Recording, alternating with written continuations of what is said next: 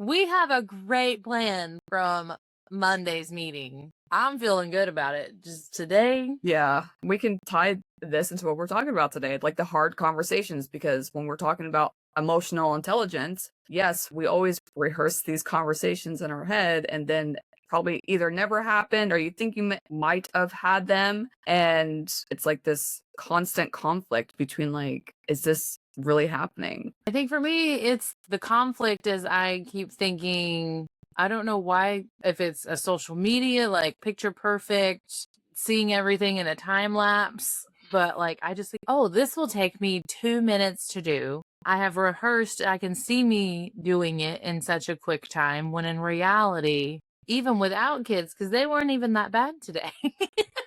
To where like I was interrupted. I actually got to sit and go through the process. And it still took me probably a solid hour without doing the blog. So add an additional 30, 40 minutes of working through making sure the blog got done, optimized, and everything else. About, we'll just say an hour and a half. And I try to batch do that once a month, an hour and a half times 4. That's 6 hours that I thought, oh, I can get all of these done in no time, in an hour. I can schedule 4 podcasts plus schedule 2 to 3 Instagram reels, YouTube shorts, LinkedIn posts, and Pinterest pins. I don't know if you can see my hand in the frame for each one, plus upload the podcast, the full video to YouTube, and a blog post that I thought this is a great idea for SEO purposes because we know I love SEO and organic marketing.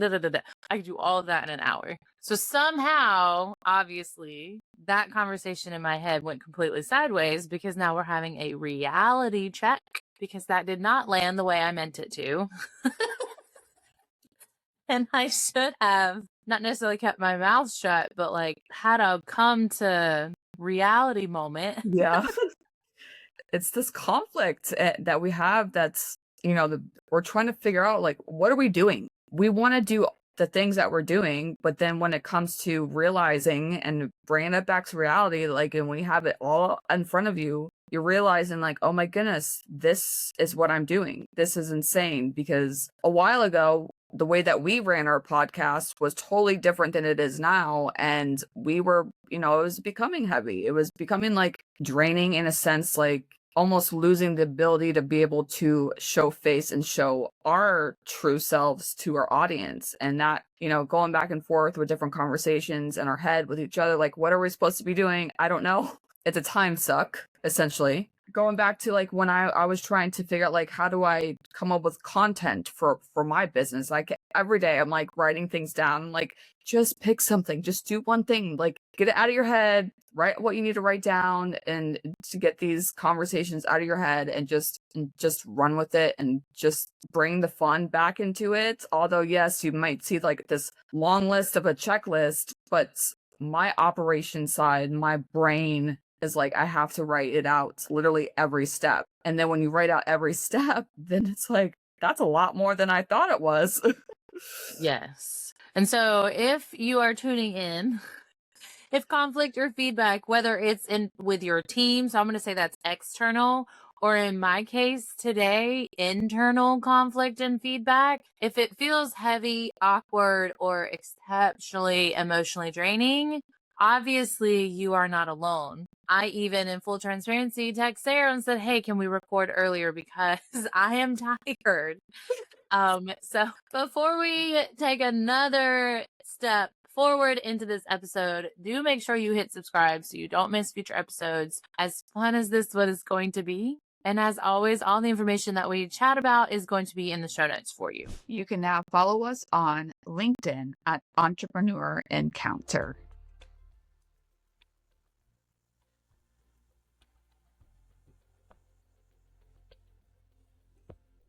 So a lot of leaders quietly live in this space. It is no secret when you're in networking communities, virtually or in person, that we hear in some way, shape, or form that most of us avoid hard conversations or have them and regret it, or it's just an emotionally draining process to get to it. And that fear usually isn't the conversation itself, because once we have that, most of the time it ends up better than we expect. Mm-hmm.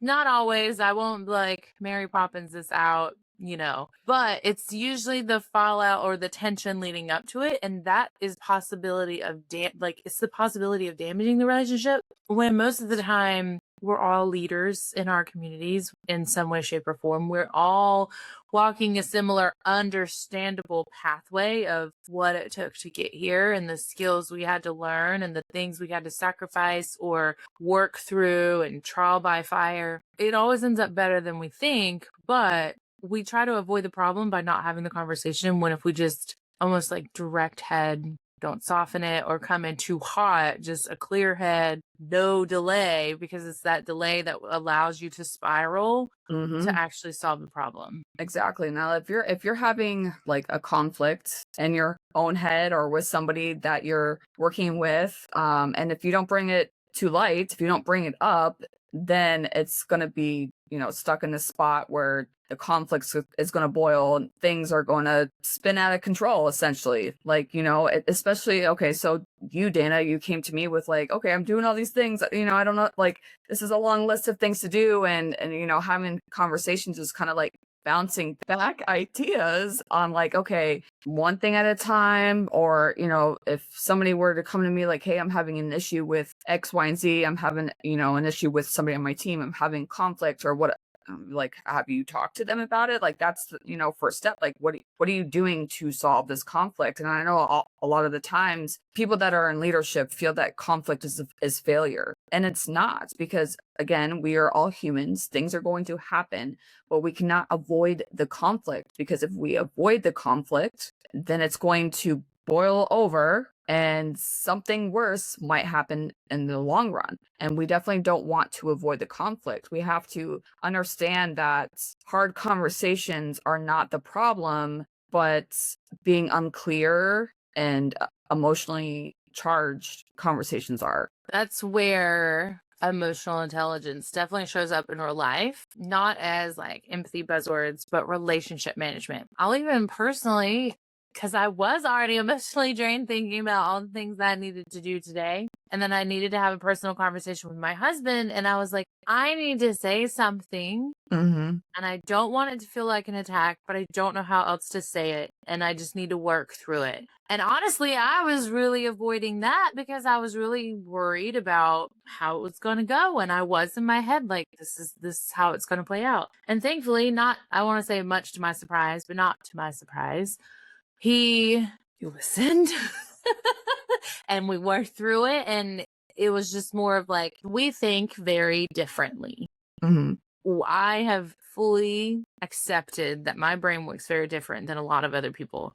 And so the way I see things, the way I communicate isn't necessarily unclear, but I have a weird way of looking at things. And so I sometimes have to go around and around to get you to see the point. But like my husband and I will have the same values, very similar values, but how we explain them, it almost sounds like two different books, two different playbooks on the same task, basically. And so I was not necessarily avoiding it, but I was like emotionally charged leading into it. And I knew I also had my big giant to-do list. So like it was just coming from both sides. And so that relationship management, it really helped to get the feedback. So perspective wise, I guess, think about a time you needed to give feedback and how did you feel on the other end. And so thankfully we were able to do that for each other, is to give feedback on each other's viewpoints of like, you said this, meaning me, I said something to him yesterday. And so he took it as, oh, the next time we're at a place together,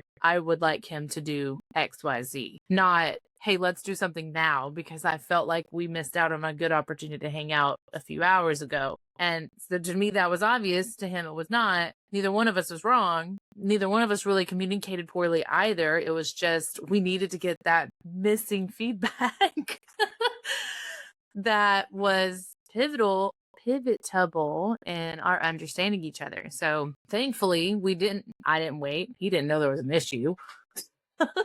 So he didn't wait either. But then by the time that I spoke up, like frustration was not fully piled up. And I was slightly emotionally charged, but it wasn't like I've been spiraling and like mulling over it for days. I was able to approach it slightly clearer but also let him know I might not make sense right now, but I need to get it out, and it's not an attack on you.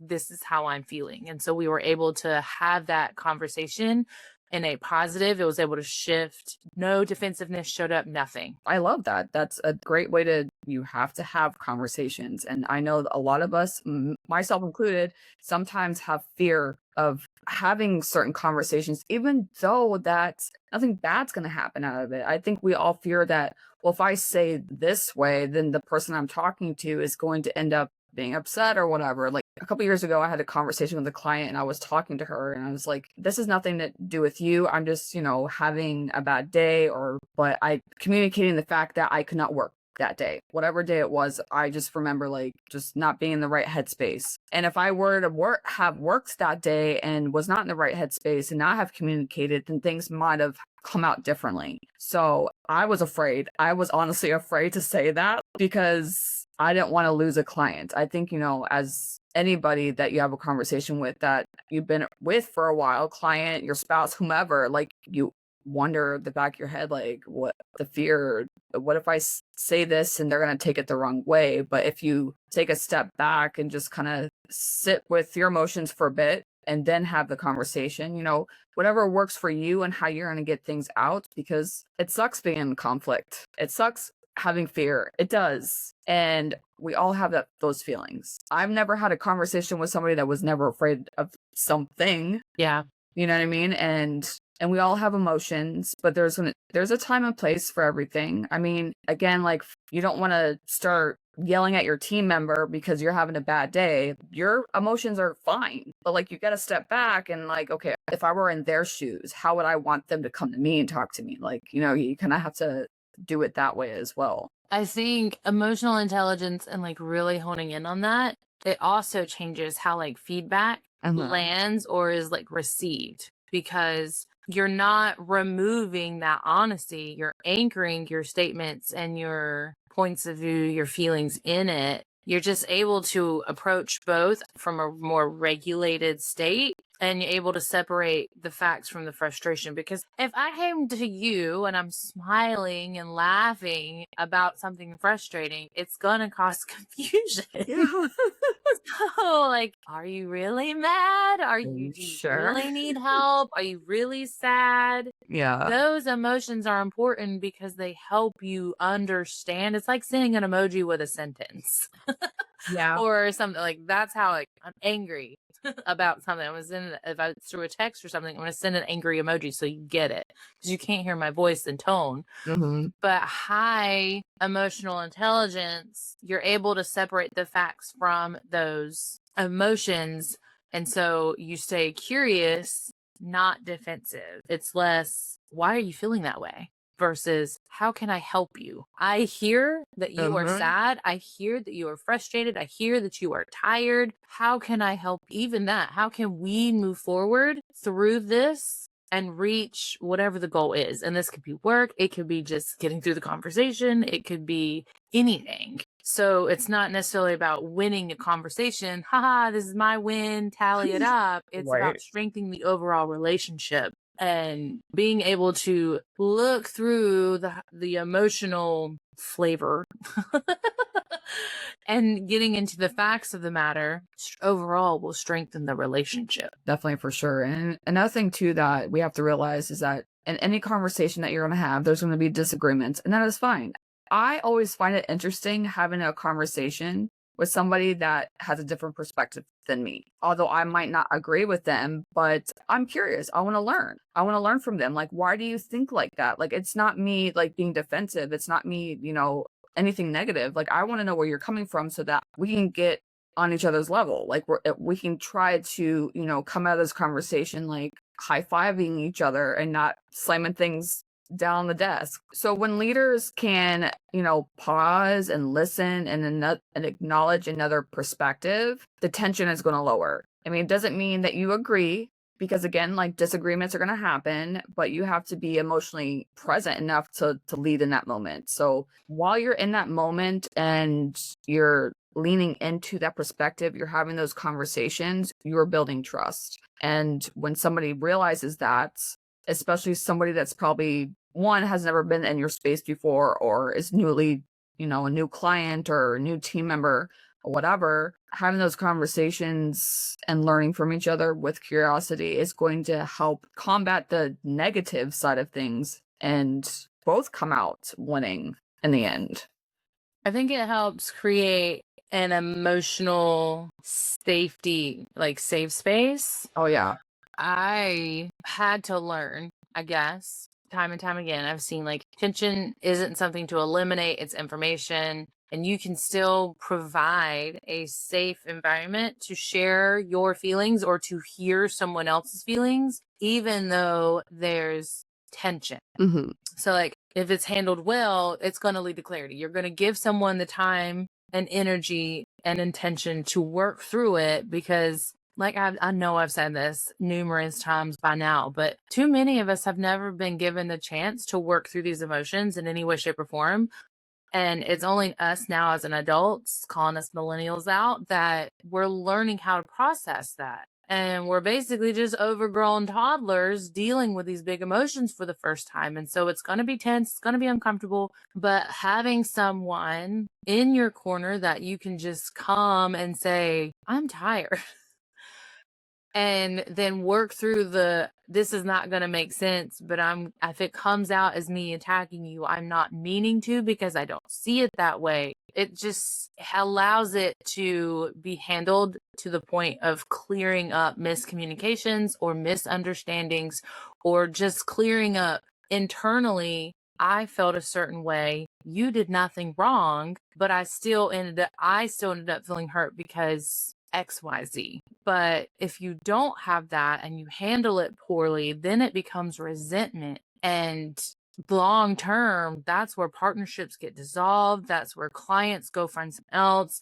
That's where divorce rates happen. That's where like kids don't talk to their parents anymore. Like all of these things stem from handling a tense situation poorly, and resentment is allowed to grow time over time over time. And that emotional intelligence helps with that. It helps you use discomfort as a tool instead of a threat. And it's no longer like the elephant in the room. Mm-hmm. Yeah, I know for sure. And I think it was a couple years ago, I had this stat. I think it was like, I'm gonna say the number wrong, but I think back in 2024, I think it was like over 40,000 people left the workplace. That was the number, and it was because of a toxic work environment. So, when you think about all the things that you get from being in the workplace, when it's toxic, people leave. People leave because of the people they work with. Somebody might be in a position where they love their job and everything is great, and they might be getting paid low, but you got somebody up here at the top that's getting paid great. They have great benefits and all the great things, but end up leaving because of toxic workplace. When you don't know how to, if you're not handling conflict properly, or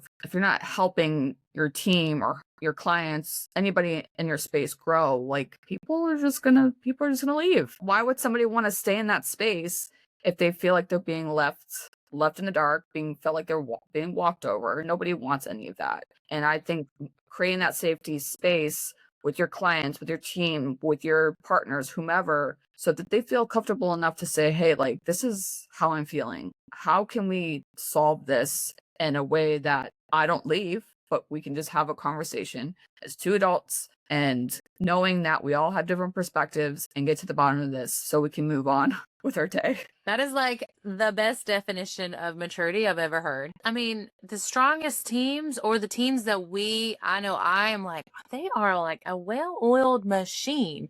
We know they're not conflict free. They just are led by people who know how to navigate conflict with intention and with, again, utilizing discomfort as a tool instead of a threat. Like, they know it's going to happen. They're proactively asking, more or less, they're asking for it because they're intentional with solving problems either as they happen, or best case scenario, before they even become a problem and are allowed to fester and grow. Like, they're checking in with their team regularly. They're listening and doing something about whatever it is, or they're already feeding into them to help them to grow and learn and grow and do new things and test new skills and better themselves, because ultimately bettering an individual team member is going to better the entire team as a whole. So here's something, if you've made it this far into the episode, here's something to reflect on this week. What hard conversation are you avoiding right now? Is there more than one? And what might change if you approached it with clarity instead of fear? High emotional intelligence doesn't avoid discomfort. It's going to help you strengthen relationships. And that's how trust is built, one honest conversation at a time. So whether you're growing your visibility through Pinterest marketing or streamlining your podcast operations and team management, we will help you build systems that work for you and not against you. And as always, all of our information is in the show notes. Until next time. You can now follow us on LinkedIn at Entrepreneur Encounter.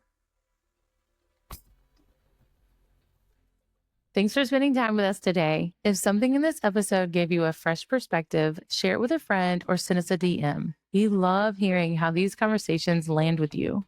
And if you're curious about how soft skills can support your next season of growth, we each have more resources to share. You can find Dana on Instagram at danas.desk.nc for Pinterest strategy and intentional marketing. And Sarah at UR Rembert for team development, business leadership, and podcast support. Until next time, keep leading with purpose and growing with intention.